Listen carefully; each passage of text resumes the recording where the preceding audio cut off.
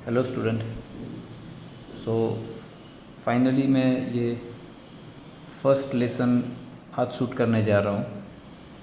ठीक है, तो आप इंजीनियरिंग ग्राफिक्स, इंजीनियरिंग ड्राइंग को समझे उससे पहले आपको क्या क्या इंस्ट्रूमेंट की ज़रूरत है वो मैं आपको बता देता हूँ। देखिए, मेरे पास यहाँ जो सामने रखे हैं वही इंस्ट्रूमेंट मोर देन इनफ है। ठीक है, जिसमें आप देख सकते हो ये हो गया आपका कंपास हो गया, और इस टाइप का ही कंपास आप चूज़ करो जिसमें क्लच पेंसिल अटैच हो। उसके बाद ये आपका क्लच पेंसिल हो गया 0.5 mm की। ठीक है, फिर उसके बाद इरेज़र हो गया, और ये आपका सेट स्क्वायर हो गया, फिर ये आपका प्रोटेक्टर हो गया। सो सेट स्क्वायर के अंदर वो सेट में ही आ जाएगा। अभी ये बीच में जो आपको ये सब दिख रहा है उसको फ्रेंच कर्व्स बोलते हैं। जब हम free and engineering curves finally उसको शेप देते हैं तो उसमें उसको यूज़ करना रहता है, बट वो एडवाइजेबल नहीं होता है, क्योंकि 3 घंटे के पेपर के अंदर आप ये सब चीज़ें फ्रेंच कर्व्स और उससे सब कनेक्ट करने जाओगे तो आपका काफ़ी समय चला जाएगा। तो कोई प्रॉब्लम नहीं है, मैं आपको समझाऊंगा फ्रेंच कर्व का यूज़ भी किस तरह से करना है और उसके बिना भी किस तरह से आपका काम चल सकता है। सो आप इसी तरह से सब इंस्ट्रूमेंट लेके ही बैठिएगा, और मैं डे बाय डे आपके लिए क्लासेस के जो जिस तरह से कोई क्लास के अंदर अब चीज़ों को सिस्टमेटिक पढ़ाया जाता है कि भाई पर्टिकुलर टॉपिक में इतने एक दिन के लिए इतना ही करना है, तो उसी तरह से मैं आपको समझाऊंगा। पूरा लेक्चर पूरा इस तरह से मैं अपलोड करूंगा। एनीवे, तो आई होप कि जब आप ये वीडियो देखोगे उसके बाद ये सारी इंस्ट्रूमेंट जो ज़रूरी इंस्ट्रूमेंट वो आप कैरी कर लोगे। चलिए, तो शुरू करते हैं। इंजीनियरिंग ग्राफिक्स के अंदर आज सबसे पहले हम स्टार्ट करेंगे इंजीनियरिंग कर्व्स से।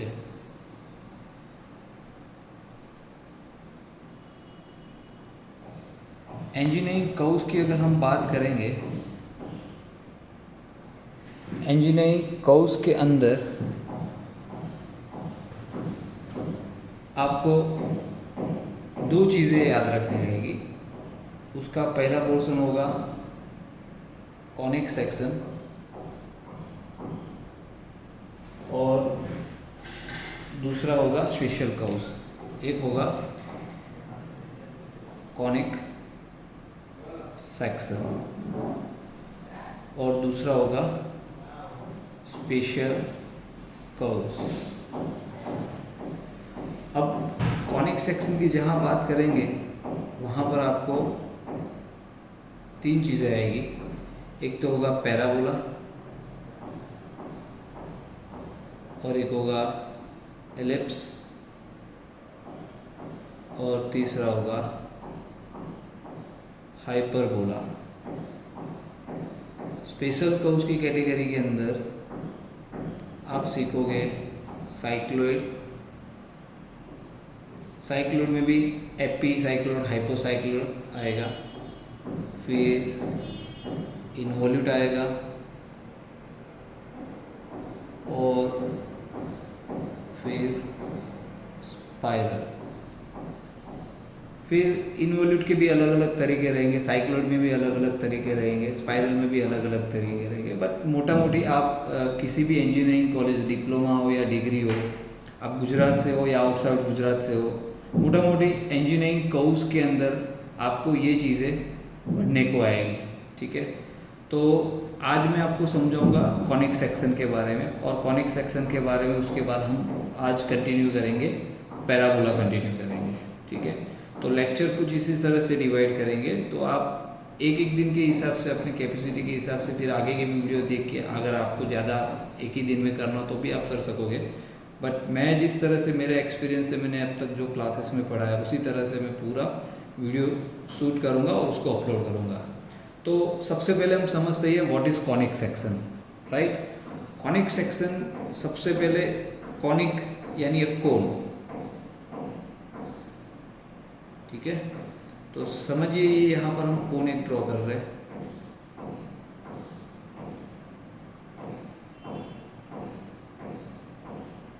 अब कोन की प्रॉपर्टीज में किसको क्या बोला जाता है वो समझ लीजिए। The top most point is called apex. क्या बोला जाएगा उसको? एपेक्स बोला जाएगा। ठीक है, फिर एपेक्स और ये बेस की पेरीफेरी यानी जो रिम को कनेक्ट करती हुई लाइन को बोला जाता है जनरेटर। ठीक है, एपेक्स में कोन के अंदर ये जो सेंटर लाइन होती है, जो हाइट सेंटर हाइट होती है उसको बोला जाता है एक्सिस। क्या बोला जाएगा उसको? एक्सिस। कोन जिसके ऊपर रेस्ट करेगा उसको बोला जाएगा बेस। ये सब स्कूल लेवल पे आपने ऑलरेडी पढ़ा हुआ है, बट फिर भी हम उसको इजी तरीके से वापस एक बार याद कर लेते हैं। और इसको बोला जाएगा ream, circumference, circumference of the circle, और पेरिफेरी भी हम बोल सकते हो। ठीक है, नाउ तो ये हमने समझ लिया कोन क्या है वो। ठीक है, अब सेक्शन का मतलब होता है टू कट। ठीक है, अब सेक्शन का मतलब होता है टू कट। तो इस कोन को हम अलग अलग तरह से कट करेंगे तो अलग अलग हमें शेप नज़र आएगा। जैसे मैं समझा रहा हूँ, अगर कोन को एक कटिंग प्लेन है जो कोन को इस तरह से कट कर रहा है, एक्सिस के साथ कोई एंगल तो फॉर्म करेगा ही करेगा। ठीक है, और सारी जनरेटर कट कर रही है, यहाँ पर ऐसे जो भी सब जनरेटर होगी वो सारी जनरेटर कट करेगा। ठीक है, तो इससे जो शेप मिलेगा उसको बोला जाएगा एलिप्स। क्या बोला जाए उसको? एलिप्स। तो मैं थोड़ा और सिंप्लीफाई करने की कोशिश कर रहा हूँ कि इसको कट करने के बाद ये पोर्शन हटा के रिमेनिंग पोर्शन को अगर मैं अब इस कोन को ऐसे आपको टर्न करके दिखाऊँ, so you will get the shape like this. I hope you can also visualise the same. जो मैंने यहाँ पर ड्रॉ किया उस तरह से आपको उसको विजुलाइज कर पाओगे। यानी किया क्या, कट किया, ये पोर्शन हटाया, रिमेनिंग पोर्शन को मैंने आपकी तरफ ऐसे टर्न कर दिया। So this shape is called ellipse. इसको क्या बोला जाएगा? एलिप्स बोला जाएगा। तो देखिए, अगर आपको कुछ बेसिक थियरी पूछी जाती है तो उसमें आपको ये पता चल जाएगा भाई एलिप्स किस तरह बनता है। तो ये सिंपल सा तरीका है। आप इस तरह से एमसीक्यू में भी पूछा जा सकता है कि भाई if all generator curves at an angle of so section is called, तो आपको लिखना है एलिप्स। ठीक है, देखो बुक में आप पीजे सा रिफ़र कर सकते हो, एंडी बट भी रिफ़र कर सकते हो, बट ये जिस तरह से मेरे आप लेक्चर्स वीडियो सब देखोगे उसमें एकदम टू द पॉइंट बात होगी, जिससे आपको काफ़ी आसानी हो जाएगी। फिर भी आप अपने हिसाब से बुक को भी रिफ़र करना रखिएगा। मैं तो एक लेवल पे आपको छोड़ दूंगा जिससे आप कोई भी क्वेश्चन आराम से आप सॉल्व कर पाओगे। एनीवे, तो अगर एज अ थियरी भी कॉनिक सेक्शन आता है तो सिंपल आपको इसी तरह से ड्रॉ करना है और अपने हिसाब से लिखिए। ठीक है, हम बुक का वर्ड टू वर्ड्स हमें उसको कॉपी करने की ज़रूरत नहीं होती है। आप चीज़ों को समझोगे तो सारी चीज़ें सिंपल हो जाएगी। एनीवे, तो ये अभी इलिप्स हमने ले लिया। अभी इसके बाद आएगा if I cut this cone in such a way that cutting plane, इसको बोला जाएगा कटिंग प्लेन। इसको हम शॉर्ट में बोलते हैं सीपी। चलिए पहले पूरा लिख देते हैं, कटिंग प्लेन। यानी कटिंग प्लेन की पोजीशन क्या हो गई, अगर वो पैरेलल टू एक्सिस है और जनरेटर और बेस कट करेगा और ऊपर का ये पोर्शन अगर हम साइड हटा देंगे तो जो रिमेनिंग पोर्शन बनेगा वो कुछ आपको इस तरह से शेप नज़र आएगा। अगर सेम वे आप इसको कट करने के बाद आपकी तरफ में उसको टर्न करूँ, so that shape will appear like this. So this is nothing but hyperbola.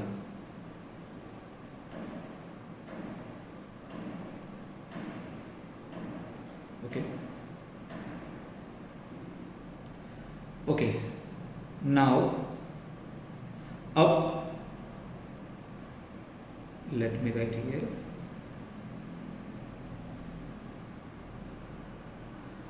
Okay, now अब ऐसी कंडीशन ले रहे हैं कि जो जनरेटर को पैरेलल होगा लाइक दिस। अब ये कटिंग प्लेन को आप समझो, पैरेलल टू जनरेटर।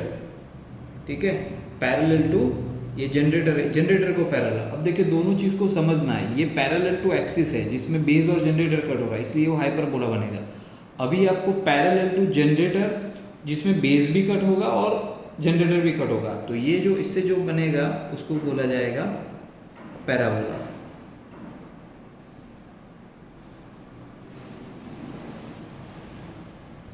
अभी उसका आप 3D भी देखोगे, कट करने के बाद पोर्शन को मैं आपकी तरफ टर्न करूँ,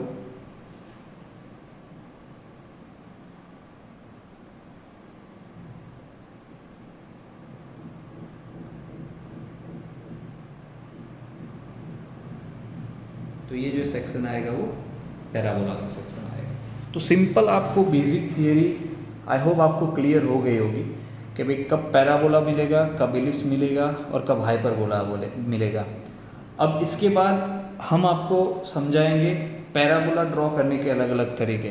देखिए ये इंजीनियरिंग कर्व्स हम कब किस तरह से कहाँ इसकी ज़रूरत है, ये पर्टिकुलर शेप है जहाँ कोई इस तरह से, जैसे कोई आपने ब्रिज देखा होगा तो ब्रिज में आपने देखा होगा कि भी अलग अलग शेप आपको हाइपरबोला पैराबोला के साथ को आपको शेप मिलेगा। तो कुछ चीज़ें हमें शेप को भी आइडेंटिफाई करना रहता है, तो उसको समझने के लिए ये हम इसको स्टडी करते हैं कि भाई कौन से पर्टिकुलर शेप को क्या बोला जाता है। अब इलिप्स, पैराबोला, हाइपरबोला, तो इन सब की अलग अलग तरीके हैं उसको ड्रॉ करने के लिए। तो आज के लेसन में मैंने आपको कॉनिक सेक्शन अब तक समझा दिया है। अब उसके बाद मैं आपको समझाऊंगा पैराबोला। अभी पैराबोला की जितनी मेथड है वो हम कंप्लीट कर लेंगे और आज का सेशन हम वाइंड अप करेंगे, क्योंकि इसी तरह से हम जाएंगे। एक लिमिटेशन होती है हर स्टूडेंट्स को एक एट अ टाइम समझने के लिए। धीरे धीरे करके मेरे सारे लेक्चर्स अवेलेबल हो जाएंगे, फिर वो स्टूडेंट्स की मर्जी रहेगी, वो एक दिन में 2 घंटे का पूरा वीडियो देख लेना है, किस तरह से उसको समझना है वो उसके ऊपर डिपेंड करेगा। पर मेरा जो सिस्टम रहेगा, एक वीडियो एक एट अ टाइम उसको पूरा कंप्लीट करके सॉल्व कर लो, फिर जब नेक्स्ट उसके बाद ही उसका नेक्स्ट वीडियो देखो। अगेन अगर आपकी कैपेसिटी है एक ही दिन में ज़्यादा चीज़ों को समझनी है तो थोड़ा वीडियो एक साथ में आप देख लोगे तब भी कोई प्रॉब्लम नहीं है। तो मैं फटाफट एक रिकॉल कर देता हूँ। इंजीनियरिंग कर्व्स मैंने आपको समझाया, conic section and special curves. Conic section के अंदर पैराबोला, इलिप्स और हाइपरबोला, ये 3 कर्व्स आए और तीनों कर्व्स किस तरह से मिलेंगे वो भी मैंने आपको समझा दिया है। अब हम आ जाएंगे इंजीनियरिंग कर्व्स में पैराबोला किस तरह से ड्रॉ करना है। तो पैराबोला ड्रॉ करने के लिए 2 तरीके हैं। एक होता है पैराबोला बाय रेक्टेंगल मेथड, ठीक है, एक होगा पैराबोला बाय रेक्टेंगल मेथड। तो क्वेश्चन भी हम लिख लेंगे।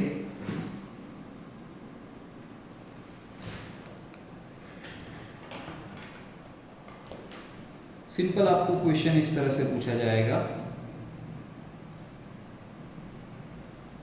Draw a parabola by rectangle method, जिसमें आपको डायमेंशंस दिया जाएगा, जिसमें लिखा जाएगा like base equal to base 80 mm and axis 120 mm। तो और एक चीज़ याद रखें, जब भी कोई बेस और मेजरमेंट के अगर कोई यूनिट नहीं लगा है तो आप समझ लो वो mm में बोला जाएगा। बट यस अगर फिर सेंटीमीटर लिखा होगा तो उसको सेंटीमीटर ही लिखना है। तो ये 80 mm यानी 8 सेंटीमीटर, 120 mm यानी 12 सेंटीमीटर। तो सिंपल यहाँ पर आपको याद रखना है, we have to make a rectangle, यानी आपको लिखा गया draw parabola by rectangle method, जिसमें बेस की वैल्यू कितनी होगी 80 और एक्सिस की वैल्यू कितनी होगी 120 mm। तो सिंपल यहाँ पर क्या करेंगे, अभी ये सेट स्क्वायर ज़्यादातर हम यूज़ करेंगे आइसोमेट्रिक के टाइम पे, ठीक है। तो इसको हम परमानेंट साइड पे ही रख लेंगे। आपको इसी सेट स्क्वायर से पूरा ड्राइंग कंप्लीट करना है। यस आइसोमेट्रिक की जब बात आएगी तो वो सेट स्क्वायर जो मैंने आपको पहले 30-60 डिग्री वाला सेट स्क्वायर जो आपको रखवा है उसको हम बाद में आइसोमेट्रिक के टाइम पे यूज़ करेंगे। सो अभी यहाँ पर छोटी छोटी चीज़ें वो मैं आपको समझाता रहूँगा, आप इस सेट स्क्वायर को स्टडी करिए पहले। ये आप देखोगे नंबर्स और इस एज के बीच में कितना रिलेशन है 90 डिग्री का। देखिए कॉलेज में बहुत सारी चीज़ें आपसे डिमांड की जाएगी और ठीक है आप परचेस करना चाहो तो वो कर सकते हो, पर मेरे हिसाब से मैंने जो इंस्ट्रूमेंट बताया उससे आपका पूरा ड्राइंग का पेपर आराम से सॉल्व हो जाएगा, ठीक है। अदरवाइज़ इसके अलावा फिर बहुत सारी चीज़ें आएगी, जैसे आपको मंगवाया जाएगा ड्राफ्टर मंगवाया जाएगा, एंड यस ड्राफ्टर से थोड़ी स्पीड बेहतर होती है, पर इस सॉफ्टवेयर से भी अगर आप यूज़ टू हो जाओगे तो उसमें भी कोई प्रॉब्लम नहीं आएगा। फिर रोलर स्केल होती है, तो हर एक इंस्ट्रूमेंट का अलग अलग उसका काम भी रहता है, पर मैं ज़्यादातर सेट स्क्वायर से ही प्रैक्टिस करवाता था मेरे सारे स्टूडेंट्स को, और फिर कोई रोलर स्केल कोई ड्राफ्टर यूज़ करना चाहे तो वो उनकी चॉइस रहेगी।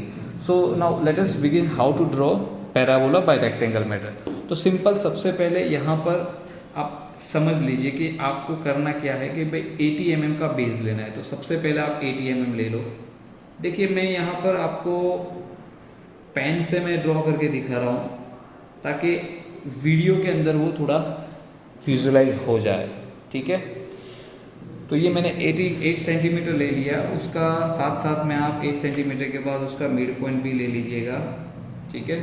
तो लेट से ये आपने लिया ए बी, तो ये जो नोटेशन आप लिखने की आदत रखिएगा कि आपने ए बी क्या लिया है, तो आप लिख लोगे A B is equal to base equal to 80 mm, just like this.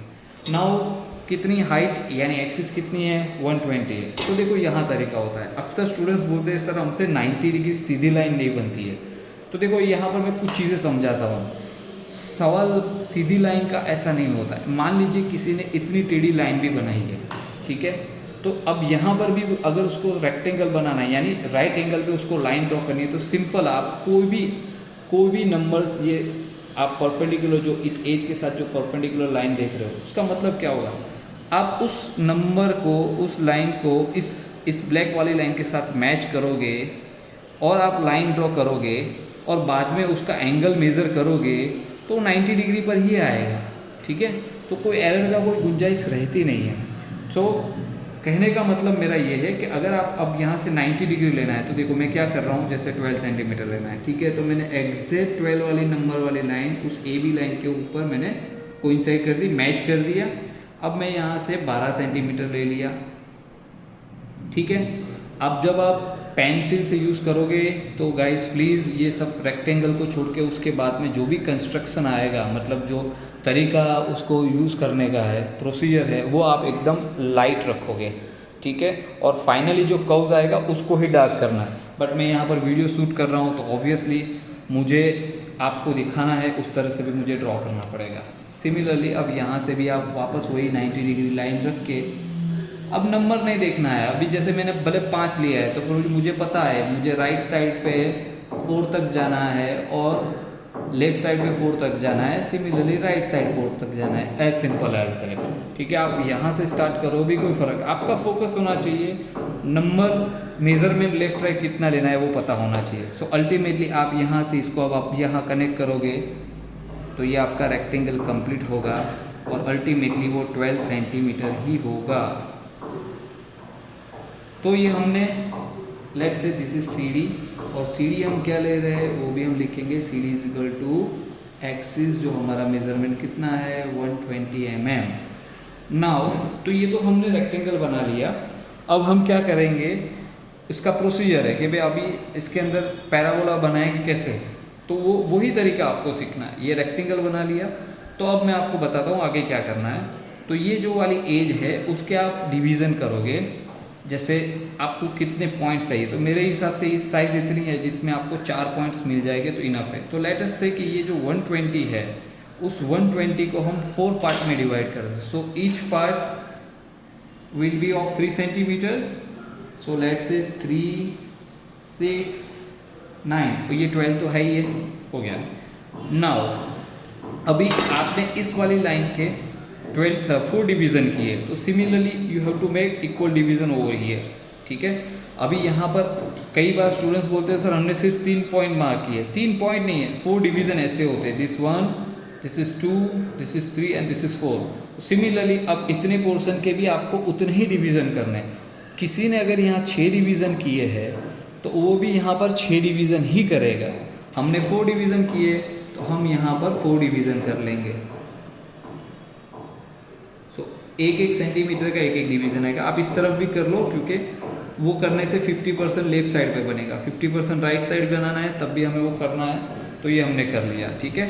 अभी सिमिलरली यहाँ पर भी हम डिवीज़न कर लेंगे।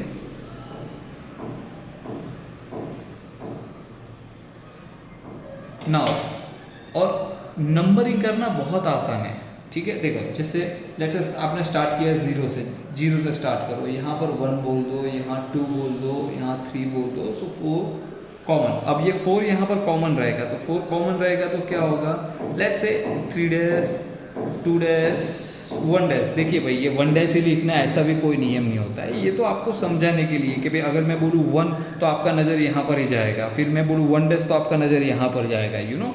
बस इतना खाली डिफ्रेंशिएट करने के लिए हम चीज़ों को लिखते हैं।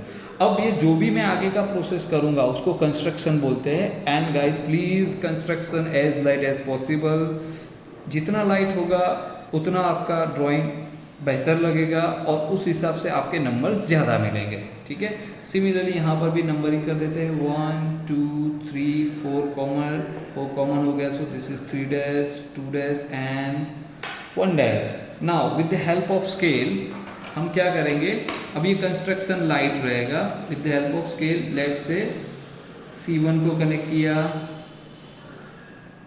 C2 को कनेक्ट किया और यहाँ C3 को कनेक्ट किया। Similarly C1 C2 and C3। ठीक है, अब क्या करना है, ये आपने लाइट, ये सब कंस्ट्रक्शन लाइट रखना है। मैं फिर से बार बार बोलूँगा, मैं पेन यूज़ कर रहा हूँ ताकि वीडियो में थोड़ा दिख पाए। ठीक है, आपको क्लच पेंसिल यूज़ करनी रहेगी, क्लच पेंसिल 0.5 mm की ले लो। अब आगे का ये सारा प्रोसीजर लाइट रहेगा। Now with the help of scale you have to draw perpendicular line. तो परपेंडिकुलर लाइन कैसे करेंगे, कोई भी स्केल का कोई भी नंबर जैसे 12 11 वट एवर, कोई भी नंबर आप उस ये AB लाइन के ऊपर आप मर्ज करोगे और परपेंडिकुलर लाइन ड्रॉ करोगे तो आपको परपेंडिकुलर मिलेगा। तो यहाँ से लाइट लाइन ड्रॉ करनी है, लाइट।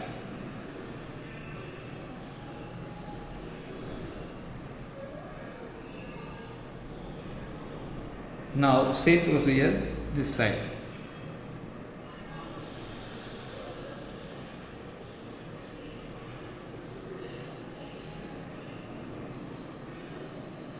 हो गया। नाउ ये पूरा लाइट रहेगा। अब देखो कुछ नहीं है, ये 1 स्लांट और 1 वर्टिकल जहाँ इंटरसेक्ट करेगा वो आपका एक पॉइंट होगा, तो उसको ऐसे स्पॉट बना दो, 2 डैश और 2 इस तरह से, 3 डैश एंड 3 इस तरह से। सिमिलरली 4 आपका कॉमन पॉइंट ही है। तो आई hope you get this, you know, एक इमेजिन आप कर पाओगे एक shape. So that shape is nothing but a parabola. हम उसको फाइनली कनेक्ट करेंगे। सिमिलरली राइट साइड पे भी वही 1 slant 1 dash vertical, 2 slant 2 dash vertical, 3 slant 3 dash vertical. So you have this full points. तो ये सारे पॉइंट्स अब आपके पास मिल चुके हैं। अब ये प्रोसीजर करने के बाद जो फ्री हैंड से जो आप कर्व ज्वाइन करोगे वही मेन पार्ट रहेगा, क्योंकि हम अगर प्रॉपर तरीके से ज्वाइन करेंगे तभी हमारी क्लियरिटी आएगी ड्राइंग के अंदर और तभी उसके नंबर्स जो है हमें पूरे मिलेंगे। अब मैं आपको सिखाऊंगा किस तरह से। देखो यूजुअली कॉलेज में फ्रेंच कर्व्स मंगवाए गए जो इसके अलावा आएंगे एक अलग इंस्ट्रूमेंट में, जिसमें अलग अलग अलग इस तरह से कर्व्स ऑलरेडी किए होते हैं। और उससे क्या होगा, जैसे जैसे ये पॉइंट और ये पॉइंट को मैच करना है तो यूजुअली उसका ये तरीका होता है कि भाई इसको इस कर्व को उस तरह से उसको साथ सेट करो, मैच करो। अब बॉस आप 3 घंटे के पेपर के अंदर अगर ये केस आता है और इसमें आप इतना टाइम ले लोगे फ्रेंच कर्व यूज़ करके, तो फिर आप 3 घंटे में ड्राइंग का पेपर ही ख़त्म नहीं कर पाओगे। इसके लिए प्रैक्टिस आप फ्री हैंड से ही ड्रॉ करने की रखो। वो किस तरह से करना है मैं समझाता हूँ। देखो मैं यहाँ पर कुछ चीज़ें समझाता हूँ। जैसे इनिशियली आप ऐसे आप समझिए आपको पॉइंट्स मिले है ना, ठीक है। तो क्या नहीं करना है पहले तो ये समझ लीजिए। कई स्टूडेंट्स क्या करते हैं, इसको ऐसे ऐसे ऐसे इस तरह से ऐसे कनेक्ट नहीं करना है। We don't have to make this wave, you know, ऐसे नहीं बनाना है। We want smooth. अब कई बार स्टूडेंट्स क्या होता है उसको स्केच करते हैं, कैसे, ये ऐसे स्केच करके नहीं करना है। आपको बहुत ही स्मूथली पहले तो कुछ ही सेकंड्स के अंदर आपको पता हो जाना चाहिए कि आपको क्या ड्रॉ करना है। तो वो जो आपके माइंड में जो इमेज खड़ी हुई है कि भाई ये ऐसा दिखने वाला है, तो बस शांति से आराम से इस तरह से पाम को सेट करते हुए हल्के हाथों से उसको एकदम लाइट तरीके से पहले बना लो। सारे पॉइंट्स को कनेक्ट कर दिए। अब आप देखो जैसे इसमें कैसा ये वेव जैसा बन रहा है वो नहीं होगा, स्केच ऐसा नहीं होगा। फिर फाइनली जब आपको लगे कि आपका ड्रॉ एकदम परफेक्ट हो गया है तो उसको थोड़ा डार्क कर लो। सो आपको इस तरह से पूरा कर्व मिल जाएगा, ठीक है। तो यहाँ पर मैं इसको अलग कलर से थोड़ा ड्रॉ करूँगा। तो तरीका वही है जो मैंने यहाँ समझा, उसी तरह से आपको इसको हल्के से पहले लाइट बनाओ।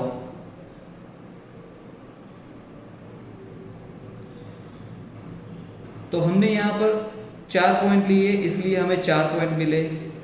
तो कई बार स्टूडेंट्स के मन में सवाल आएंगे, सर कितने पॉइंट्स लेने, वो कैसे डिसाइड करने होते हैं। अरे भाई पॉइंट कितने ले ऐसा नहीं, वो साइज़ किस हिसाब से है उस हिसाब से आपको डिसाइड करना है। फिर अगर कोई इसी अंदर के अंदर और 6 डिवीज़न करेगा तो आप समझिए उसका टाइम उतना डबल होगा उसको बनाने के लिए। तो हमें टाइम का भी ध्यान रखना है, इसलिए हम कोशिश करेंगे कि बहुत कम भी नहीं और बहुत ज़्यादा भी नहीं, जिस तरह से और साइज़ है उसके हिसाब से हम सूटेबल पॉइंट्स लेके हम उसको कंप्लीट करेंगे।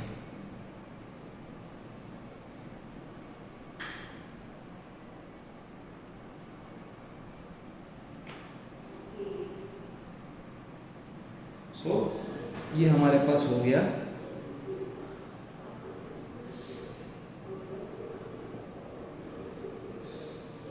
ये ब्लैक और रेड का मैं कॉम्बिनेशन इसलिए बना रहा हूँ ताकि आपको थोड़ा डिफरेंस पता चल जाए। तो ये रेड कलर जो है वो हमारा फाइनल आंसर है, ठीक है। So this is what parabola by rectangle method. कई बार पूछा जाता है and also draw normal and tangent.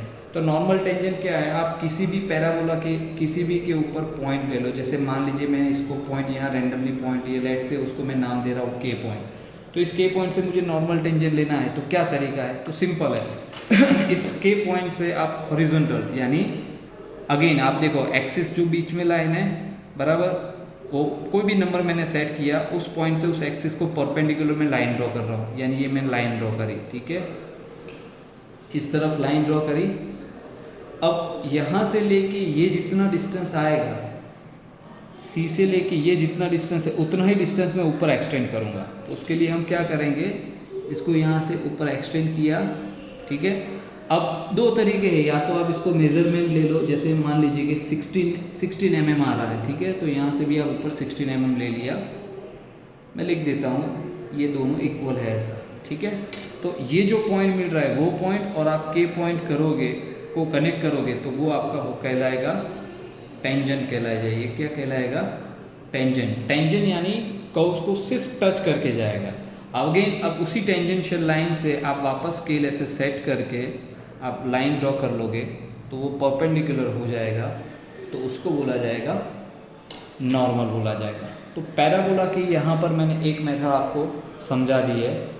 तो कॉनिक सेक्शन पूरा समझा दिया, पैराबोला की एक रेक्टेंगल मेथड आपको समझा दी है। अब मैं आपको नेक्स्ट पैराबोला समझाऊंगा, पैराबोला बाय टेंजेंशियल मेथड, ठीक है। उसको भी हम आज ही कंप्लीट करेंगे, इसी लेक्चर के अंदर कवर करेंगे। उसके बाद हमारा नेक्स्ट वीडियो जब आएगा उसमें दूसरा होगा। तो करीब करीब 35 मिनट्स के आसपास का आज का हमारा ये सेशन रहेगा। तो चलिए उसका भी हम क्वेश्चन लिख लेते हैं। उसका क्वेश्चन कुछ इस तरह से आएगा, draw a parabola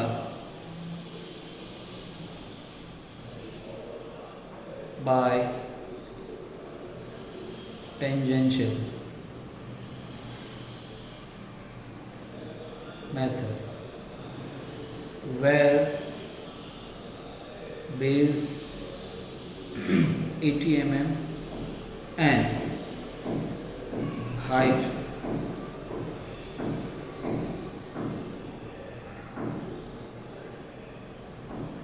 of parabola 60 mm।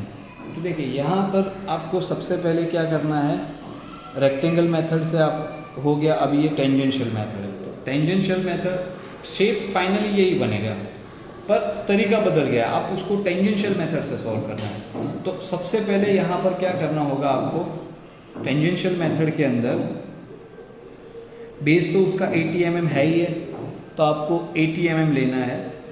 अब देखिए मैं 0 से 8 की तरफ ऐसे में कभी नहीं करता, मेरा सिंपल तरीका है 80 mm है तो मैं स्टार्ट कर रहा हूँ, मान लो 5 से स्टार्ट कर रहा हूँ, तो 5 + 8 कितने होंगे 13, तो मैं सीधा यहाँ 13 ले सकता हूँ, ठीक है। अब किस नंबर से स्टार्ट करोगे वो फ़र्क नहीं पड़ेगा, पर ये तरीका है कि भाई आपको 80 लेना है, तो ये अल्टीमेटली 80 होने वाला है ना, ठीक है। अब यहाँ पर you have to make an triangle, isosceles triangle आपको बनाना रहेगा। तो ये आइसोसेलेस ट्राइंगल जो आप बनाओगे, ठीक है, उसमें जो अल्टीट्यूड रहेगा यानी सेंटर हाइट जो रहेगी वो ट्वाइस ऑफ द हाइट रहेगी। जैसे मैं यहाँ लिख देता हूँ ए बी क्या ले रहा हूँ मैं, ए बी ले रहा हूँ बेस, है ना, तो बेस हो गया 80 mm। अब हम सी डी लेंगे, सी डी क्या रहेंगे, उसको क्या बोलेंगे, अल्टीट्यूड, ठीक है, यानी वो कितना रखना है, ट्वाइस हाइट ऑफ पैराबोला।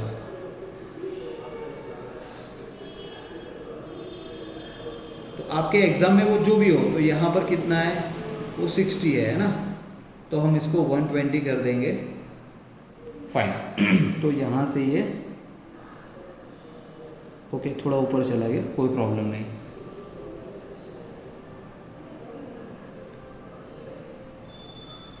अब एक्चुअली इस जब आप 12 सेंटीमीटर ले रहे हो, तो आप उसको एक एक सेंटीमीटर के एक एक पॉइंट, एक एक सेंटीमीटर पे आप डिवीज़न मार्क कर लो, क्योंकि नेक्स्ट स्टेप में उसकी ज़रूरत पड़ेगी। तो ऐसा करने से क्या होगा, दूसरी बार हमें उस जगह पे सेट स्क्वायर को प्लेस नहीं करना पड़ेगा, ये हो जाएगा। तो ये हमारा है, चलिए मैं थोड़ा मिक्सअप ना हो जाए इसके लिए यहाँ पर सी लिख देता हूँ, सी एंड डी, है ना, तो ये हो गया सी डी, ठीक है। तो अब अल्टीट्यूड हो गया रेडी। अब हम क्या करेंगे, यहाँ से एक ट्रायंगल कंप्लीट करेंगे। अभी यहाँ पर सवाल उठते थे जब मैं पढ़ाता था कि सर हमने डबल ही क्यों लिया, 3 टाइम्स क्यों नहीं लिया, हाफ क्यों नहीं लिया। तो थोड़ा रुक जाओ, आपको खुद ब खुद उसका आंसर मिल जाएगा। वो कैसे मिलेगा, पहले एक बार उसको हम कंप्लीट कर लेते हैं। अभी ये जो स्लैंट लाइंस है, एक्चुअली हमें उसके इक्वल डिवीज़न करना है। और होगा क्या, जब आप इसको मेज़र करोगे तो वो फ्रैक्शन में होगा, फिर उसको और डिवाइड करोगे तो और फ्रैक्शन में उसका आंसर आएगा, है ना। तो ऐसा ना हो, इसके लिए हम क्या करेंगे, यहाँ पर हम इसको सिंपल जो सीधी वाली जो मैंने लाइन आपको समझाई, उसके मैंने इसीलिए डिवीज़न कर दी। अब क्या होगा, यहाँ से इस तरह से हम सेट स्क्वायर रखेंगे, जो मैंने आपको सिखाया ना तरीका 90 डिग्री वाला। अब ये यहाँ से अगर मैं हॉरिजॉन्टल लाइन ड्रॉ करूँगा, जैसे 12 सेंटीमीटर है तो 12 पॉइंट हमने ऑलरेडी यहाँ पर मार्क करके रखे हैं ना। तो हर एक पॉइंट से ऐसे हॉरिजॉन्टल लाइन ड्रॉ करने की ज़रूरत नहीं है। हम क्या करेंगे, जो स्लांट, जैसे ये कोई भी नंबर मैंने सेट किया, अब उस स्लांट लाइन के ऊपर सिर्फ पॉइंट मार्क करना है, आपको सिर्फ पॉइंट मार्क करना है और कुछ नहीं करना है, ठीक है। तो इस तरह से आप करते जाओगे तो आपको स्लांट के ऊपर, स्लांट जो लाइन है उसके ऊपर आपको टोटल आपको 12 नंबर यानी 12 डिवीज़न मिल जाएंगे। तो ये सिंपल आसान सा तरीका था, इसीलिए मैंने बोला कि पहले हम इसमें पॉइंट भी मार्क कर लेते हैं। तो जब भी आप फेयर कर रहे हो, ठीक है, और आप जब भी मेरे वीडियो देखो तो सारी चीज़ें साथ में लेके बैठो। अगर समझ में नहीं आता है तो उसको पॉज करो या फिर बैक करके आप वापस से उसको देख सकते हो। बट मैं श्योर हूँ अगर मेरे साथ साथ एक बार वीडियो देख के आप चीज़ों को फॉलो करोगे तो आपको खुद को पता नहीं चलेगा कि आपने ये सब्जेक्ट के अंदर कितना कुछ हासिल कर लिया है। और मैं चाहूँगा कि ये वीडियो आप तमाम फर्स्ट ईयर के डिप्लोमा डिग्री स्टूडेंट्स के साथ शेयर करना, ताकि उनको ये सब्जेक्ट इजी हो जाए और एग्ज़ाम में अच्छा स्कोर भी करे। और सब स्टूडेंट्स को मैं बताना चाहूँगा, आप सब्जेक्ट को सीखो, नंबर्स हमेशा सेकेंडरी चीज़ रहेगी, ये मेरी फ़िलोसॉफ़ी है। सब्जेक्ट को सीखो, आप अच्छे से सीखोगे तो आपको आने वाला है और अच्छे नंबर्स भी आएंगे, ठीक है। एनीवे, तो यहाँ पर आगे बढ़ते हैं। तो ये इक्वल 12 डिवीज़न यहाँ पर भी हो गया और 12 डिवीज़न यहाँ पर भी हो गया। अब कुछ नहीं करना है, एक तरफ आपको असेंडिंग नंबरिंग करना है असेंडिंग ऑर्डर में, और दूसरी तरफ डिसेंडिंग ऑर्डरिंग में नंबरिंग करना है, ठीक है। तो जैसे, और अभी कोई बोलेगा सर इधर से मैं असेंडिंग चालू करूँ इधर से डिसेंडिंग, अरे कोई फ़र्क नहीं पड़ेगा, चलेगा, कोई प्रॉब्लम नहीं। तो नाउ लेट अस से 0 1 2 3 4 5 6 7 8 9 10 11 एंड 12। नाउ आपने यहाँ 0 से स्टार्ट किया है, तो मेक श्योर आप यहाँ पर भी let's say 0 dash 1 dash 2 dash 3 dash 4 dash 5 dash 6 dash 7 dash 8 dash 9 dash 10 dash 11 dash और 12 डैश। अगेन ये डैश लिखने के पीछे भी वही रीज़न है, क्योंकि अब मैं आपको पैर बनाने के लिए बोलूँगा। 1 को 1 डैश, 2 से 2 डैश, 3 से 3 डैश, जस्ट लाइक दिस। तो उसको हम कंटिन्यू करते हैं। अब ये कंस्ट्रक्शन है वो आपको लाइट रखना है। देख लो, जैसे 1 डैश से हम मैच करेंगे 1 के साथ, तो हल्के से लाइट लाइन ड्रॉ करनी है। सिमिलरली 2 से उसको हम कनेक्ट करेंगे 2 डेज के साथ, तो ये 2 हो गया। 3 से स्टार्ट करेंगे, ये 3 डेज हो गया। 4 से स्टार्ट करेंगे, आपका ये 4 डेज हो गया। 5 से स्टार्ट करेंगे, 5 डेज को कनेक्ट करेंगे। फिर 6 से 6। इन शॉर्ट आप इसी तरह से इक्वल डिवीज़न करने के बाद नंबर्स को कनेक्ट करो। कनेक्ट करने के बाद आप फाइनली देखोगे तो ज़्यादा कुछ करने की ज़रूरत नहीं होगी।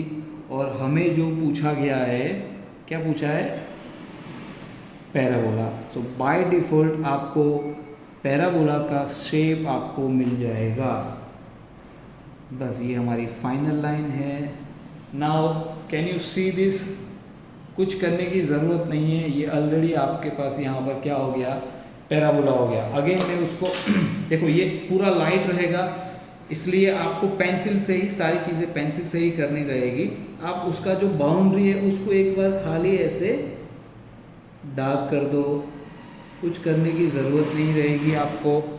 ऑलरेडी वो शेप उभरा हुआ ही है, खाली आपको उसको थोड़ा डार्क करना है।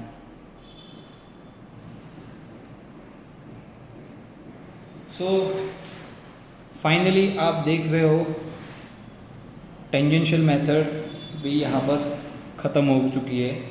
अब जिसमें हमने यहाँ पर जैसे नॉर्मल टेंजेंट बनाया था, किसी का सवाल आ गया सर इसमें क्यों नहीं, तो भाई ज़रा ध्यान से देखो, ये सारे ऑलरेडी टेंजेंट ही है, कोई लाइन पैराबोला के अंदर से नहीं जा रही है। सो ऑलरेडी ये पूरा टेंजेंशियल मेथड से ही बनाया हुआ है। सो यहाँ पर आज का सेशन और आज का मैं वीडियो कंप्लीट करूँगा। सो फाइनली आज का यहाँ पर सेशन कंप्लीट हो चुका है। तो हम इसी तरह से डे बाय डेज वीडियोस बनाते रहेंगे। और अभी इंजीनियरिंग में जिन लोगों ने एडमिशन ले लिया है, मैं चाहता हूँ आप सब लोग प्रैक्टिस स्टार्ट कर दो, क्योंकि जितनी आप प्रैक्टिस करोगे, और ये वीडियो इसी तरह से एक लेक्चर में ये इतना मैं करवाता हूँ तो आप इतना ही करो, ठीक है? आगे चल के सारे लेक्चर्स अपलोड हो जाएंगे, तो ट्राई ये करो कि भाई जितना है उतना ही करो। फिर डिपेंड्स, फिर अगर कोई 1 महीना एग्ज़ाम का बाकी है और सीधी सी बात है फिर उसको उतना स्लो करेगा तो उससे होगा नहीं है।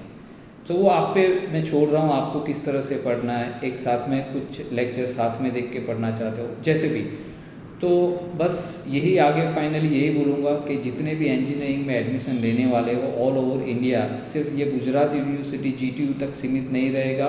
इंजीनियरिंग ड्राइंग सब्जेक्ट कोई भी होगा, महाराष्ट्र में होगा, तमिलनाडु में होगा, कहीं पे भी, कोई किसी भी स्टेट में होगा, पैराबोला बाय रेक्टेंगल मेथड इसी तरह से बनेगा। ऐसा नहीं है कि गुजरात में होगा तो कुछ अलग होगा, ऐसा नहीं है, ठीक है? पैटर्न जो रहेगी एग्ज़ाम की वो थोड़ी डिफरेंस होगी, बाकी सब चीज़ें तो सेम ही रहेगी। तो मैं मेरे यहाँ आज का वीडियो में यहाँ पर वाइंड अप कर रहा हूँ। बस आप बाकी लोगों को साथ ये शेयर करिए और चैनल को सब्सक्राइब कर दीजिएगा और बेल आइकन भी बता दीजिएगा, ताकि मेरे जो भी वीडियोस कंटेंट बहुत लंबा है, आपको हर 2-3 दिन में कुछ ना कुछ यहाँ पर इस सब्जेक्ट के रिलेटेड मैं वीडियोस बना के अपलोड करता हूँगा। चलिए, ऑल द बेस्ट।